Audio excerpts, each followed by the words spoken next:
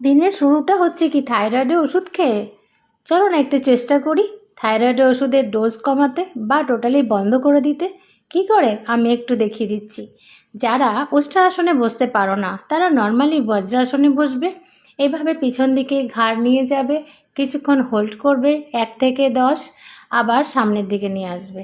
আর যারা উষ্ট্রাসনে বসতে পারো তারা এভাবে হাঁটুর ওপর বসে ব্যাকে নিয়ে যাবে কোমর, যতবার পারবে 1 থেকে 10 হোল্ড করবে, আবার সামনে আসবে, 1 থেকে 10 হোল্ড করবে।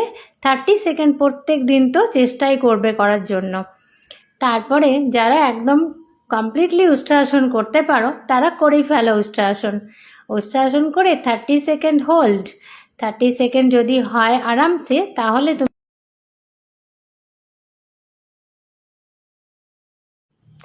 গলা টাইট করে এভাবে শ্বাস নেব।